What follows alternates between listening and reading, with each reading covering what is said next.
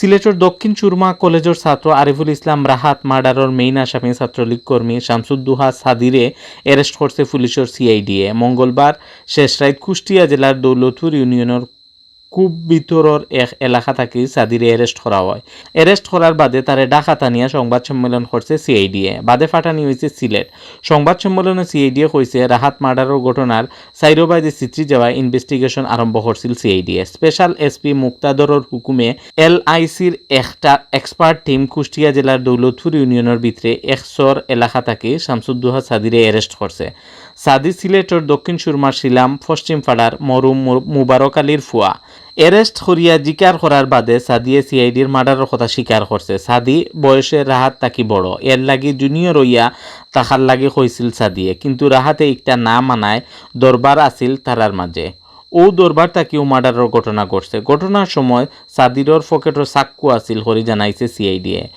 ওকটা দিয়াও রাহাতরে ফাড়াইছে সাদিয়ে। খাম গোটাইয়া সাদি ফয়লা ঢাকার মিরপুর লুকাইল আসিল, বাদে হন্তাকি লুকানিত গেছিল কুষ্টিয়াত। মার্ডারের ঘটনায় রাহাতর চাচা শরীফুল ইসলাম বাদী হইয়া মামলা করছেন। মামলাত ছাত্রলীগের 3 জনের নাম দিয়ে আসামি করা হয়েছে, মোট 10 জনরে। মামলাত মেইন আসামি করা হয়েছে শামসুদ্দোহা সাদিরে। বাকি 2 জন হইলা জামাল মিয়ার ফুয়া তানবির আহমদ আর দক্ষিণ সুরমার তেতলি ইউনিয়নের আহমদপুর গাঁওর মরহুম গৌস মিয়ার ফুয়া ওয়ালিদুর রহমান সানি। আরিফুল ইসলাম রাহাত প্রাইভেট পড়ার লাগি বৃহস্পতিবার বেল 11:30টার সময় বাড়ি থাকি বার হইছিল। এই সময় তার লগে আছিল চাচার গরুর বাই রাফি। যাওয়ার পথে রাফিরে গেইটও আটকাইয়া এক বন্ধুর লগে দেখা করাত কলেজও হামাইছিল রাহাত। কলেজ থাকি বারণের একটু আটকানো সাদি আর তানবির পালসার মোটরসাইকেল আইয়া রাহাতরে চাক্কুর নালেফাতারে ফাড়াইয়া বাগা মারছে। বাদে কলেজের মাস্টার ছাত্রছাত্রী আর লোকাল মানুষে উসমানিত মেডিকেলও লইয়া আইসেন। ইনো আনার বাদে ডাক্তারে চেক আপ করিয়া হয়েছেন রাহাত ই দুনিয়াতে আর নাই। আরিফুল ইসলাম রাহাত দক্ষিণ সুরমা উপজেলার ফুরান তেতলিয়া এলাকার সুরমান আলীর ফুয়া ও দক্ষিণ সুরমা সরকারি কলেজের 2nd ইয়ারের সায়েন্সের ছাত্র। দুপুর 12টার কিছু সময় পরে সেখান থেকে একইভাবে মোটরসাইকেল যোগে ভিকটিম রাহাত এবং রাফি দুজনই বের হয়ে আসে।